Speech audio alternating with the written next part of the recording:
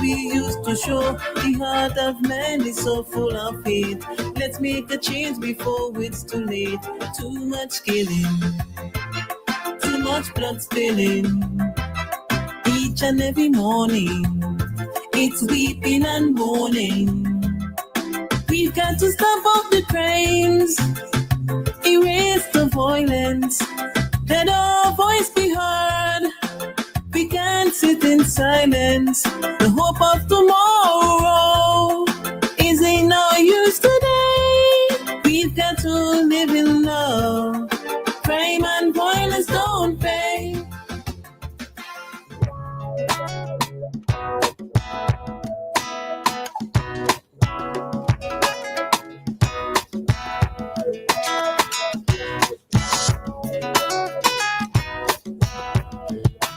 Good morning once again, and you are listening to WEFM. This is Activated Mornings with Roleza and Dianna. At this time, we are in our Cup Chat segment, and this morning joining us in studio, we have Desiree. Oh, sorry. So we have Mr. Jared Lewis, who is a sergeant of police at the Central Police Station, and Ms. LaFleur Williams, who is a sergeant of police in the Rapid Response Unit. And we will be joined shortly by Ms. Desiree Days, who is an inspector of police. This morning, we are speaking on the topic protecting the vulnerable, personal security for women, children, the elderly, and persons with disabilities. Officers, good morning to you and welcome. Well, welcome back to our studios. Thank you. It's good to be here again. Right. All right, and LaFleur, good morning to you. Good morning to you, Shari. Sorry, Mrs. Samuel and Mrs. Cain. And to those in the listening public, a pleasant good morning to all. All right. So I would like to give you the opportunity to introduce yourselves so that the persons could know who is who and which voice goes with which. And I'm just going to go with the old saying where they say ladies first. Yes, morning again. My name is LaFleur Williams, Sergeant of Police, and attached to the Rapid Response Unit. Okay. My name is Jared Lewis, Sergeant of Police, stationed at Central Police Station, with 23 years service in the organization. All right, then. So we are going to go straight into our discussion at this time. Remember that if you have any questions, if you have any comments, you can write them down. We'll let you know when we are taking our calls. But in the meantime, you can also send us some messages on WhatsApp. All right, so our first question we're going to go with: what makes women, children, the elderly, and persons with disabilities prime targets for criminals? As we're speaking about protecting the vulnerable, what makes them vulnerable, prime targets for criminals? Well, basically, these groups are often targeted due to their perceived vulnerability. Criminals see them easier to manipulate, overpower, or devise. In the case of women, they are often targeted for crimes like domestic violence, sexual assault, harassment, robbery, criminal exploitation, physical defense, and social norms that may discourage women from fighting back. Children, they are most susceptible to abduction, abuse, and exploitation due to their trusting nature and lack of awareness about threats. And when it comes to the elderly, frequently victims of financial schemes, elderly abuse, and neglect because they may be physically weaker or suffer from cognitive decline. And when it comes to persons with disability, this may limit their mobility, impaired communications, or dependency on caregivers, making them easier to be exploited or do harm to them. And have you noticed any common strategies when criminals are targeting these persons? Basically, we have domestic abuse against women and children, financial scams targeting the elderly, robberies and assault against persons with mobility issues, sexual abuse cases involve children and persons with disabilities. Would you say, I don't know if you'd be able to tell me, but would you say that you receive a lot of reports, or about how many reports would you receive as it relates to this specific group of people? Well, for children, sexual offenses are very prevalent, so much so that a unit was formed just to deal with that. Children are vulnerable, especially the poor class, and criminals will target that class by offering them stuff that they can't or won't be able to get at home, and they use that as a means of luring kids. Women may be targeted for sexual offenses also, but they put up a defense mechanism, while the kids, they will be flattered by a simple offering of snacks and so forth. Elderly person, they are vulnerable. Sometimes they are living alone. There are no one there to protect them, and criminals prey on this also. And with the case of persons with disabilities, they are easily targeted because they can't defend themselves in most cases. Okay. Out of curiosity, what's the role of the rapid response unit in this entire discussion? Because I suppose if I call police, I am not necessarily expecting RRU to show up, and I see that you represent an RRU here. So just out of curiosity, just real Well, curious. basically, the mandate of each and every officer in St. Vincent Grenadines is to protect and solve the detection of crime. So therefore, we work along with various units in the organization. So we assist in that regard. If somebody is missing and we have the intel, we would go and look for them. Persons with disabilities, sometimes you meet them on the street, they've been targeted, bullied. So normally we would step in and play our part. Oh, okay. And if I may add to that, the RRU mostly, they're mainly on the road most of the time. So Right, because I actually, that's what I thought. So like if there's a report of, let's say, about a rape, if you get that call, that's what I'm thinking. That most likely they will be in the area, will be the first to respond. Okay, all right. hence the name rapid response. Right. You see, I just trying to put the connections together. All right. All right. So I know that sometimes there are places where these vulnerable persons may think that they could use it as a safe haven, or that if they are among this particular group that they can be safe. But have you any cases where persons were this vulnerable population in particular were affected or targeted in places that we consider to be safe? Sometimes right in their own home, sometimes family, friend who they trust, and they use that trust and abuse it. Sometimes in church where we expect protection. It's everywhere really.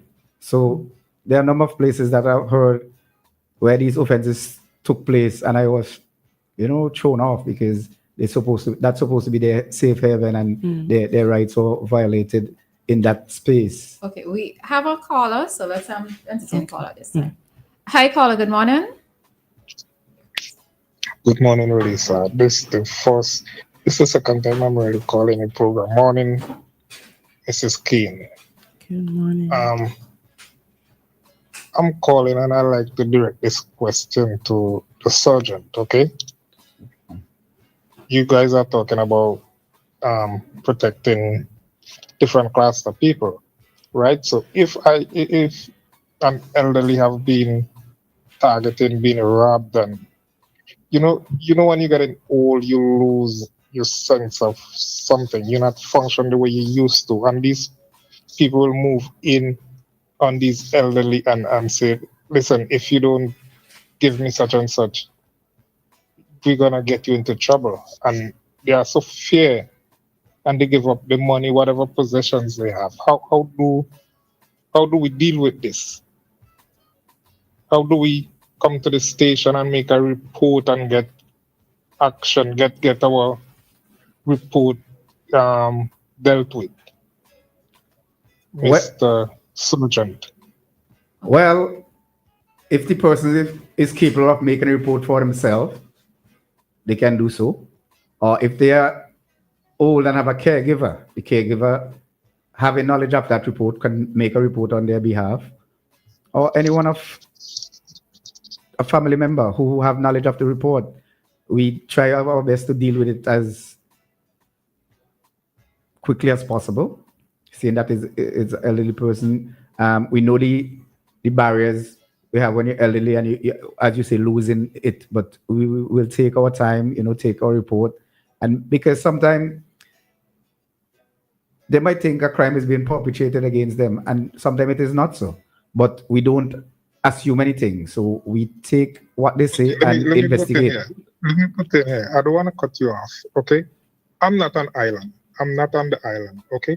But if we have the evidence, if we have the video, caught this individual right-handedly, as we would say in layman terms, okay? Bring the evidence to you guys. How are we gonna deal with this? I'll listen off here. Okay, all right. Thank you, caller. Well, once a report is made, we deal with it. If you have evidence like that, we have a department called the IT department. We'll get hold of that video to verify its authenticity, and then we'll investigate from there. We will contact family members of the elderly, so we could get statements from them, and also if the elderly is able to give a statement in that regard, we also take a statement from them also, and we investigate it as thoroughly as possible. So just to add to what my colleague has said, the investigations are conducted with extra care, ensuring that the victim's safety.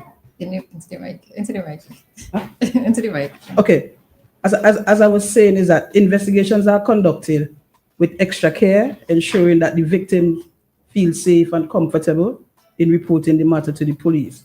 The police also collaborate with organizations to support persons with disability to improve accessibility in reporting a crime. And officers often receive training in handling sensitive cases involve disabled victims.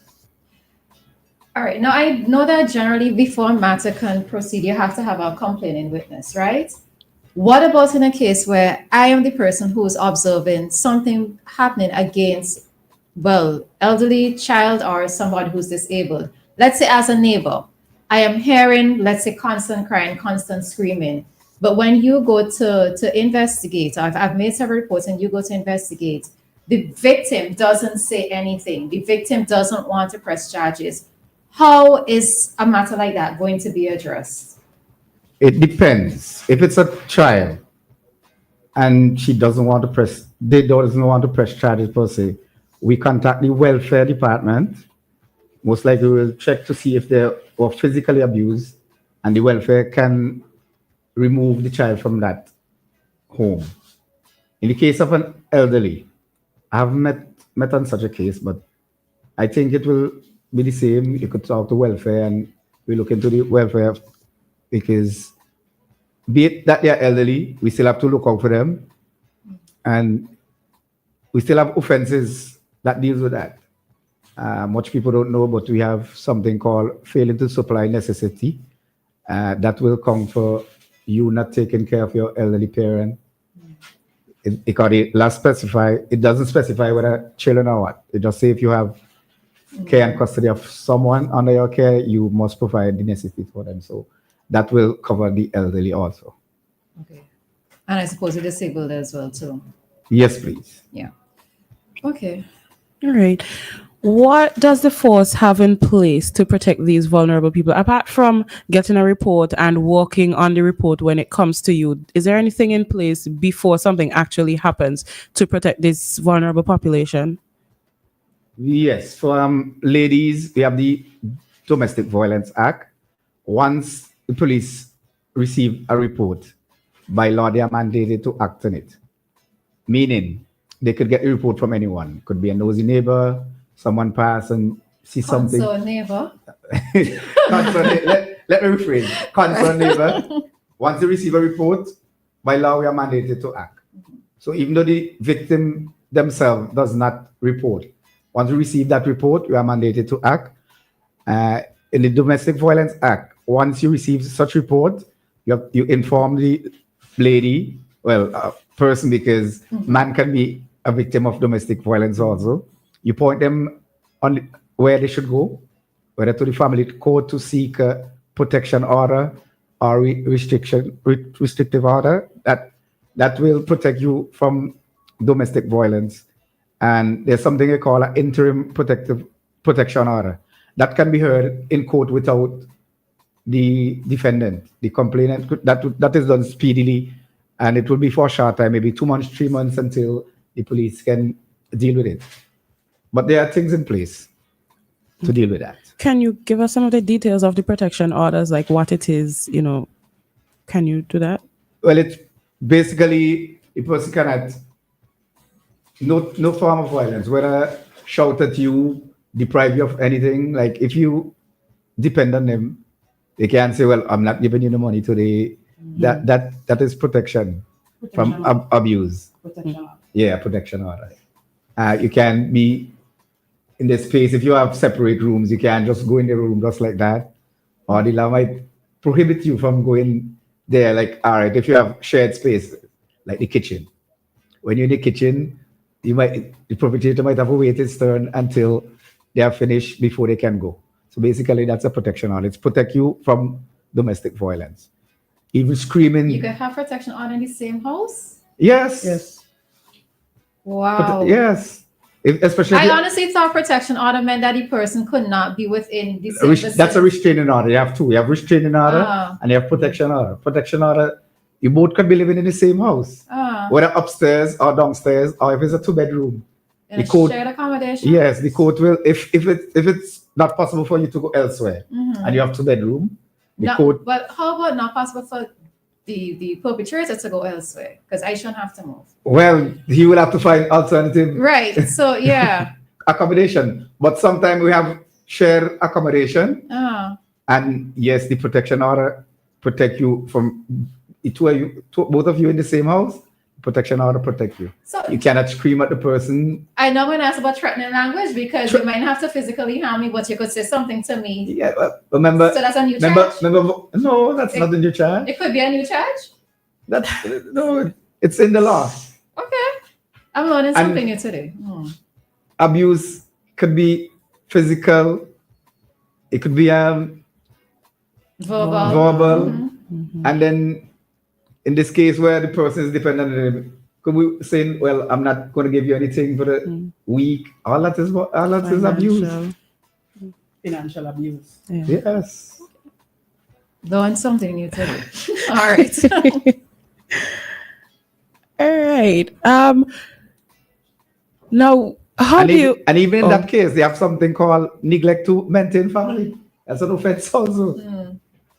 Yeah, I could get that, but I'm just thinking that if I've reported something, right? I've reported an incident against somebody in a domestic violence situation. I mean, to have the person still cohabiting, it just sounds... No, in most cases, the male is usually asked to leave. But if it's not possible, like, all right, if you have a 2-story house, the court will say, well... The 2-story I could probably pass, but not in the same physical space, because to me that might just... That's where the protection order... That's where the protection order comes in. Remember, you just call the police. Once you breach a protection order, it's an automatic arrest. And the post could be seen there due to the nature of the offense that was committed. If it is a simple assault, then the court may have some leniency and say, hey, you don't go within 100 yards of this person whilst that person is in the kitchen. So there must be a reasonable space amongst them. Okay. Okay. Not dwelling on that too much. Okay. All right. So I think I'll ask this question and then we'll take a break after that. How do you deal with cases reported by persons that have a disability, whether it is that they're hearing impaired, they're blind, or maybe they cannot speak? How do you deal with those cases? You have sign persons on the force that know sign language and etc. First thing, we ascertain if the person would have gone to school for children with special needs. That way we'll know what they have an understanding of sign language or whatever the case may be.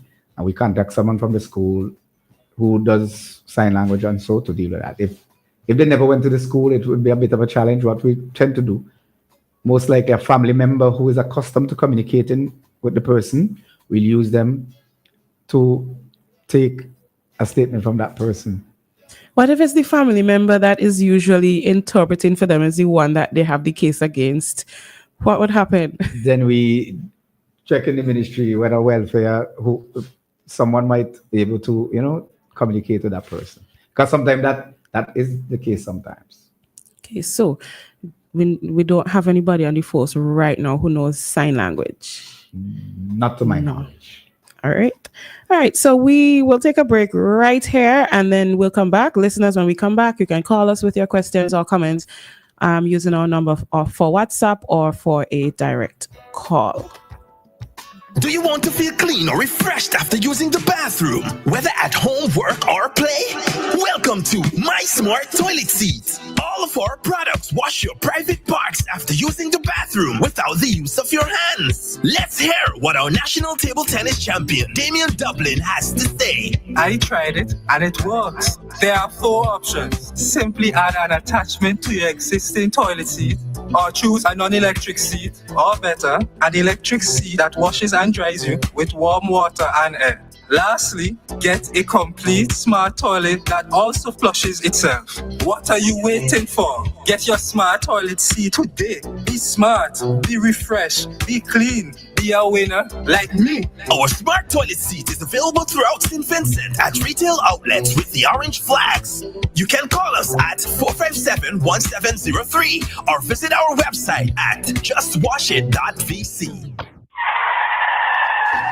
That could have been you. An accident that could have been avoided because your tires had almost no grip on the road. Safety is a factor that should never be overlooked when it comes to your car or whatever you drive. SVG Tire Sales and Services in Falls Avenue and in Arnisvale carries a wide selection of quality new tires to fit any car, truck, minibus, or SUV, so you can experience a comfortable and safe commute every time. We are agents for the world's most reliable brands on and off the road, including Kenda Tires, the king of the mountain, Cooper Tires, king of the road and track, Osto, the king of the outback, and High Fly, the king of the Asian highway. We also carry new tires for light or heavy-duty trucks from MRF, High Fly, and Linglong. A reliable set of new tires keep you, your passengers, and your payload always in the safe lane. So when you need quality tires with reliability at 100%, choose SVG Tire Sales and Services in Kingstown, 457-1467, or in Arnisvale, 456-6444.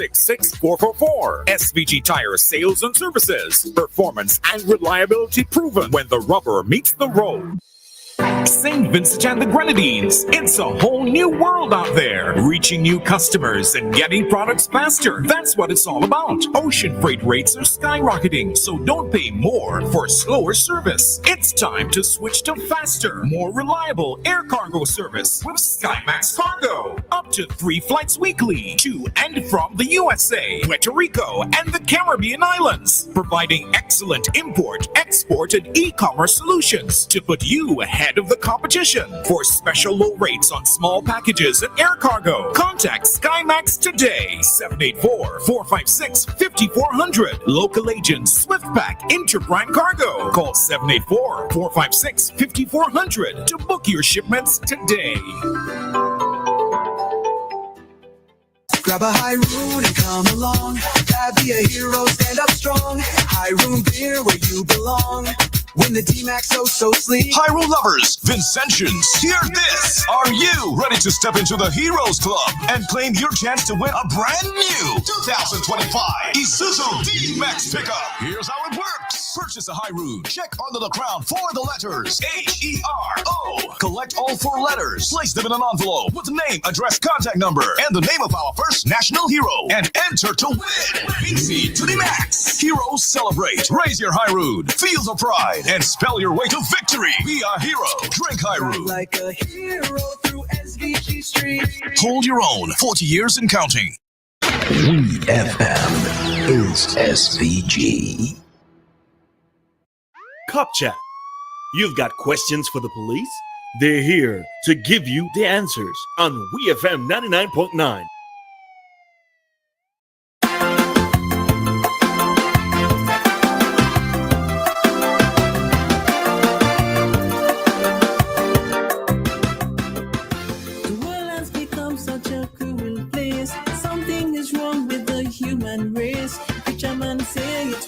And signs. We are living living in the end of times. Where is the love we once used to know?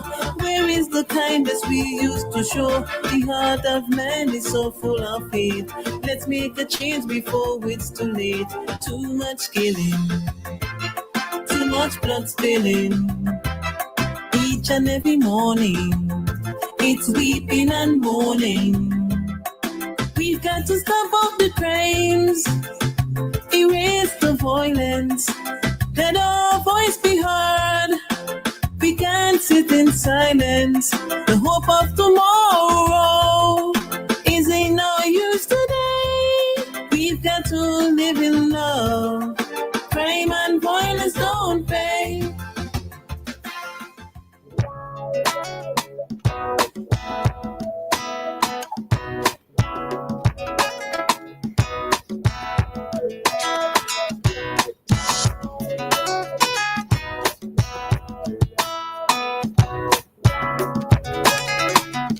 We are back with our Cup Chat discussion here on WEFM. This morning we have in studio Mr. Jared Lewis and Ms. LaFleur Williams, who are both sergeants of police. Mr. Lewis, a sergeant of police at the Central Station, and Ms. Williams, sergeant of police in the Rapid Response Unit.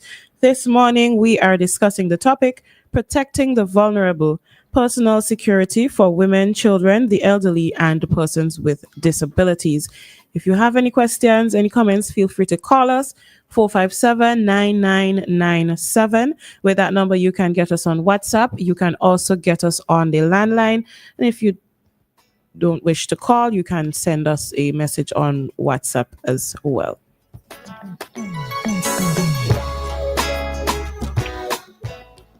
All right, so going straight back into our discussion. What should I do as a woman in SVG if I feel unsafe in public? When you say unsafe, what? I'm somewhere about in the country and I feel threatened in some way. I don't know, maybe I notice somebody starting to follow me, or I notice some people eyeing me a little strangely, or I don't know, I just see something and all of a sudden I don't feel safe. What do I do? What should I do? Well, there's immediate actions. Move to a well-lit or populated area. Call a trusted person or the police. Avoid engaging with potential threats and create distance. Use personal safety apps or carry a whistle, pepper spray if it is legal. I'm not going to ask you this. that is why I mentioned if it is legal or a personal alarm. There should be specific areas that women should avoid. Isolated roads and poorly lit areas at night, public transport where harassment may concern. Events or social gathering is involved, increase the risk of assault. So basically, the trend these days with persons from the age of, let's say, 40, as old people say, every pan knock, they want to be there. But be mindful that if you're leaving home, also be mindful that you should know how you should be getting back home. Because having consumed all these alcoholic beverages, you open up yourself for physical and emotional abuse. So let us try to avoid these places. So something that they could also do is use self-defense tactics. Create basic self-defense moves such as a striking vulnerable area, such as the eye, the throat, or the groin. Always trust your instincts and remove yourself from situations that makes you feel unsafe. Carry self-defense tool and know how to use them. Not straight from the question. The question is if you feel fearful. As it is, we don't have stalking on our books. But if you feel threatened, call a friend, keep them on. Stalking is not a crime? No.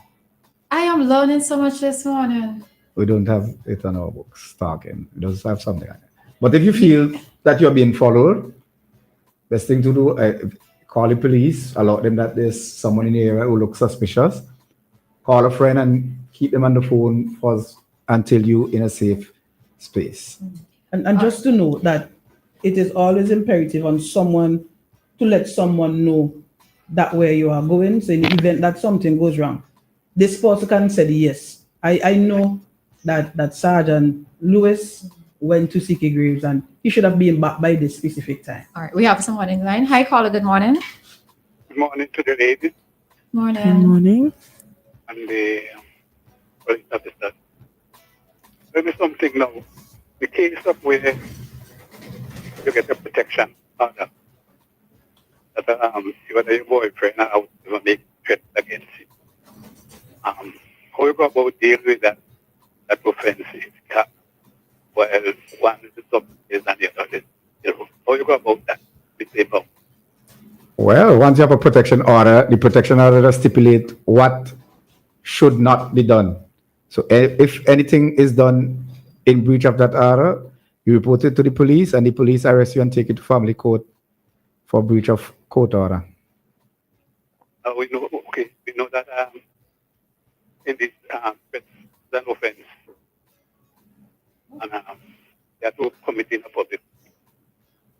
Could you repeat? Could you repeat? You're a bit low. What you said is an offense? Threats. Threats? If you put to threaten you, let's say husband I threaten you. Mm-hmm. He's downstairs and the person living upstairs. And he threaten you. You know that offense, that's an offense. It's a criminal offense, threat. Mm. And you know, a threat has to be used in a public place. It don't have to be. It don't have to be in a public place. It's all to have a section states in circumstances likely to cause a breach of the peace. So you don't have to be in a public place. It could be causing a breach of the peace, and then you will fall under that section. So you don't have to be in a public place for it to be an offense. Once you feel threatened, you have to apprehend fair. You make a report. The police deal with the report, and if a protection order is in place, that will be two offenses: the threats plus the breach of the protection order, which will be a breach of court order. Okay. Thank you. All right, thanks, caller. All right, thanks, caller. All right.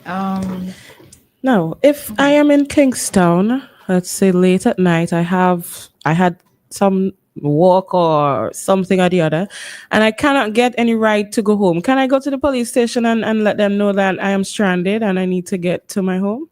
You can, definitely the police will. The police will try their best to assist you, because if I'm the one in charge, you'll get the ride. I've heard this before, actually. All right. I suppose another thing too is if you are unsure, because I remember an incident once where nothing was actually wrong. I was speaking to somebody in the road. It was late at night, and the police passed by. Passed by, and they actually stopped and asked me if I was okay. So I think sometimes as well, if you find yourself in a strange situation, maybe staying in your vehicle, locking the doors, and calling the police for assistance, especially if it's late at night. That could also be helpful. But yeah, it was actually quite touching. I almost cried. You know, nothing was wrong with me, but I cried at their concern. So that was good.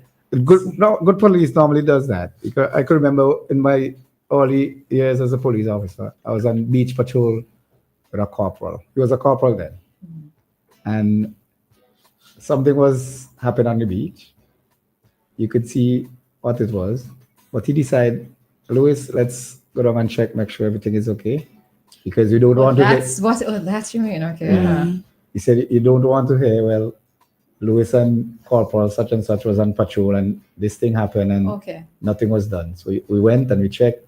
We asked the lady her name, asked him his name, asked if she, consented to consented. Okay. Yeah. Interesting. Good. Interesting and good. All right.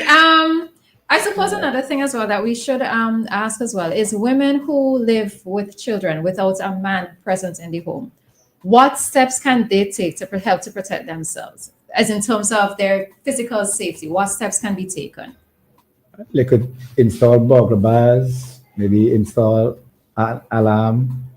They could do CCTV cameras. If it's affordable, and then also they could do double locking, deadbolt and normal locks, these kind of thing, and have someone on speed dial who they could just press a one digit and call. It's not dial the 5 number, just long press on one digit and call that person and let them know, well, something doesn't seem right. So if they could call someone on your behalf.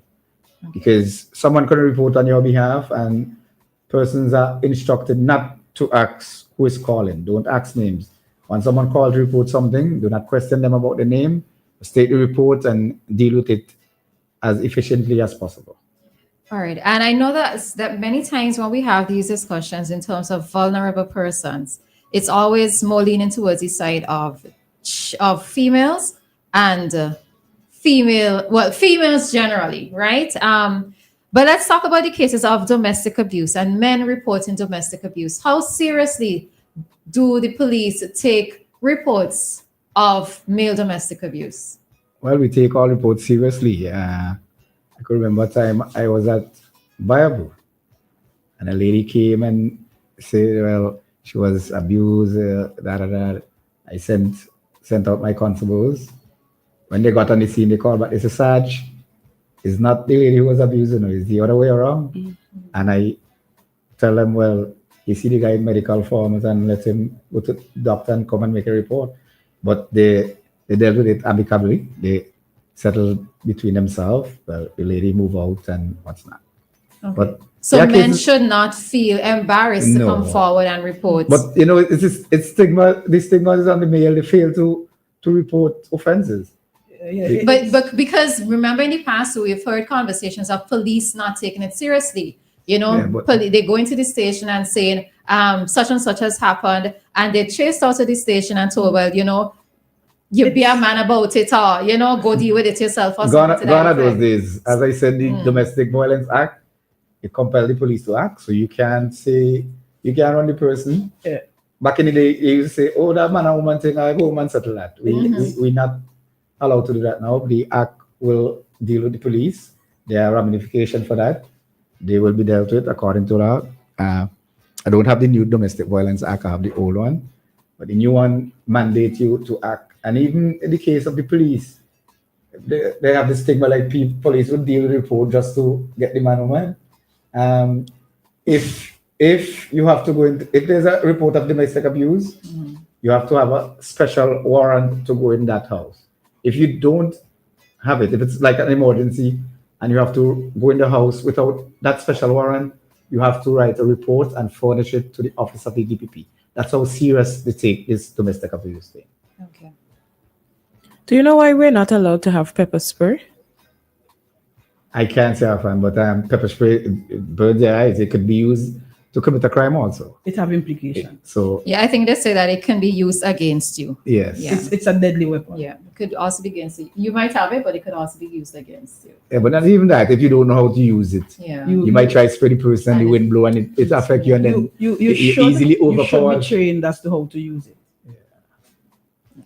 But I think they should the law should be revising that and give because not everyone will want a firearm or everyone is capable of carrying a firearm.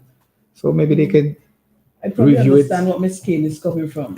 As a woman, that she need may be protection. the only mechanism of defense. Yeah. And even the tasers, they have tasers now, but tasers are illegal also. Yeah.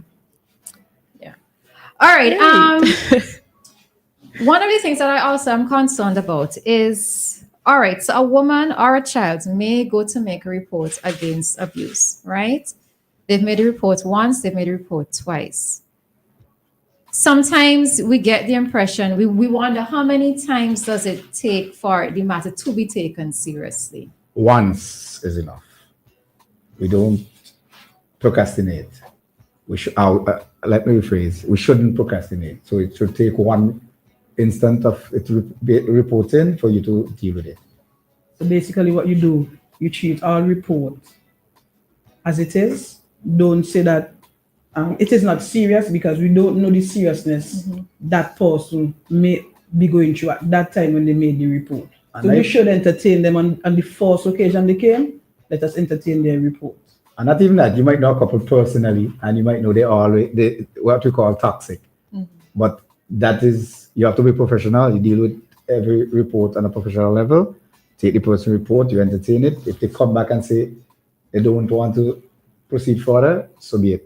And that is going to lead to my next question, because okay, so a woman or a man has come to make a complaint, let's say 5 times, right? You take the report, they keep dropping it. They take the report, keep dropping it.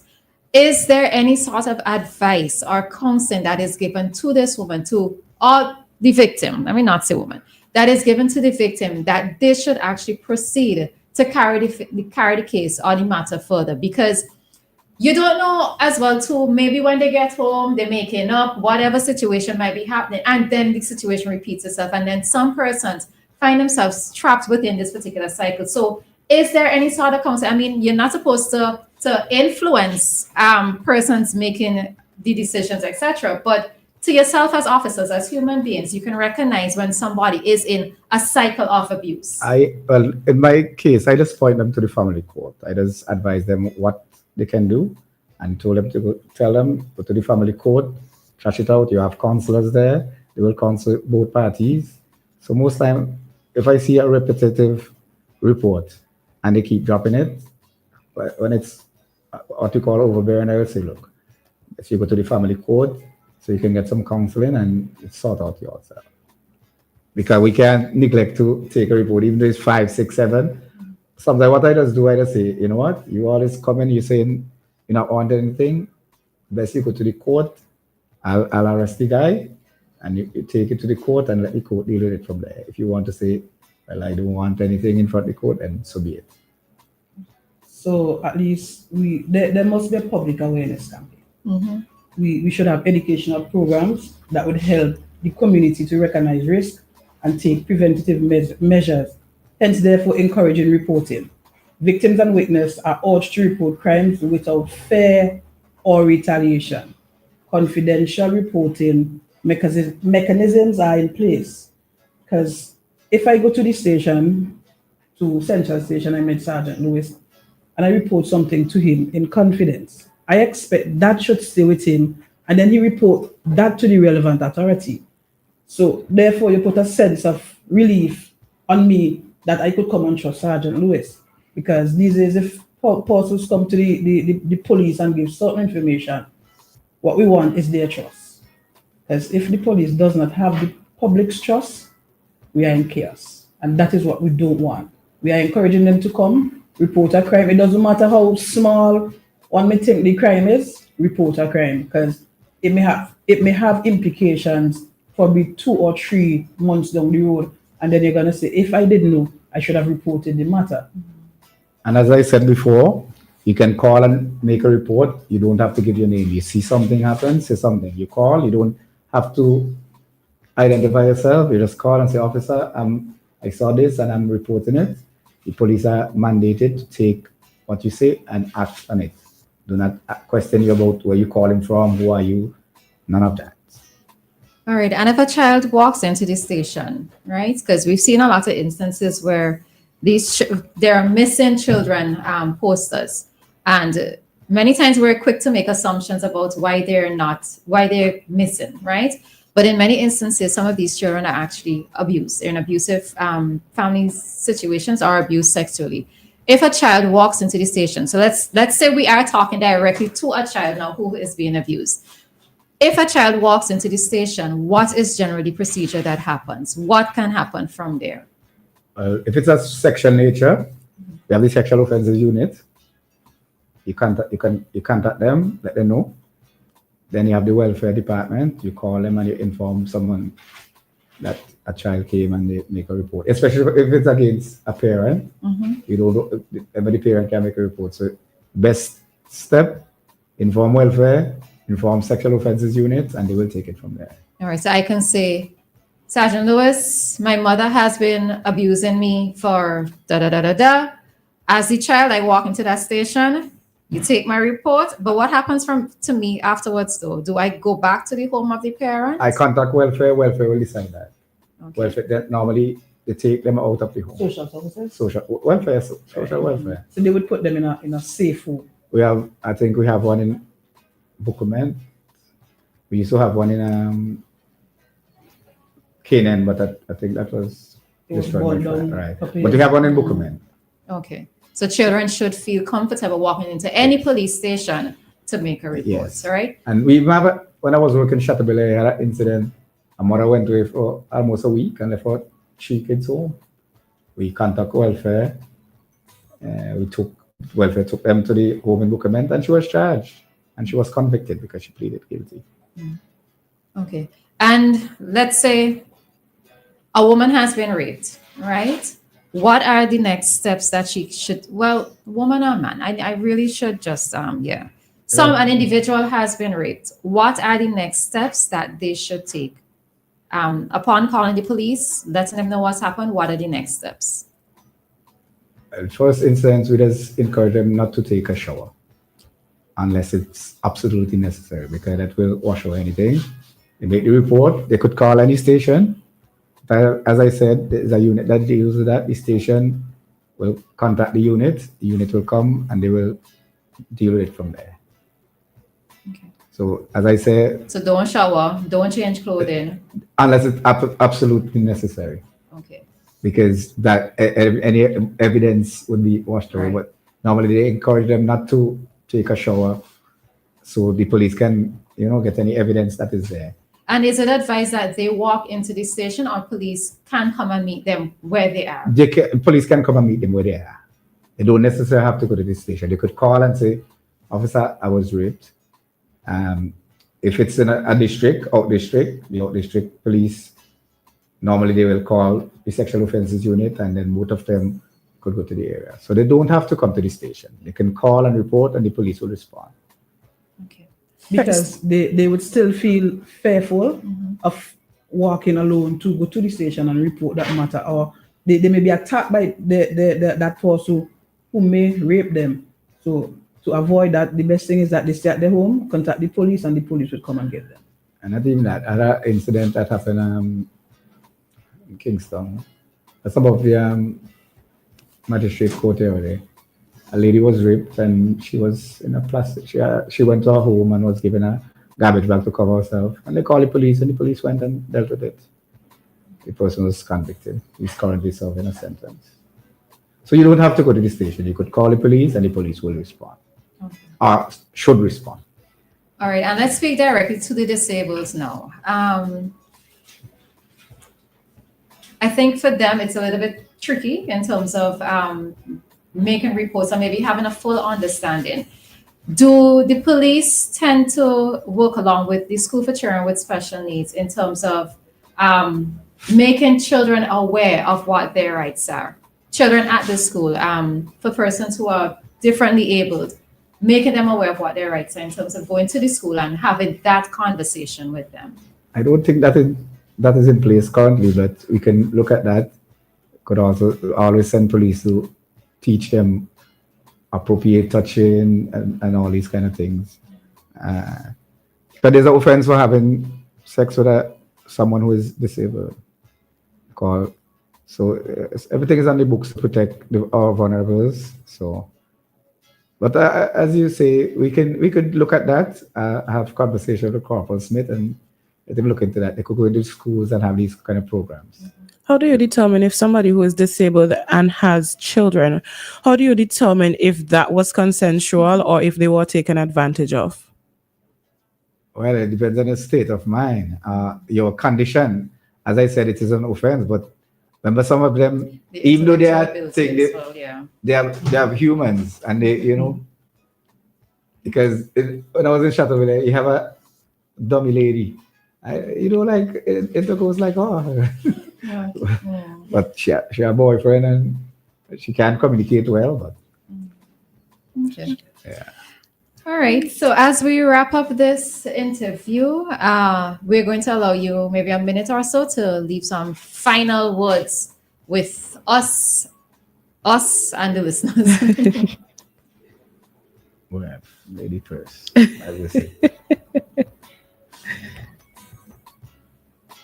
Okay. One must always think safety. It is of utmost importance, knowing that when you leave in, let someone know where you are going, and if possible, that person who you would be going by. We encourage the general public, if you see something, say something.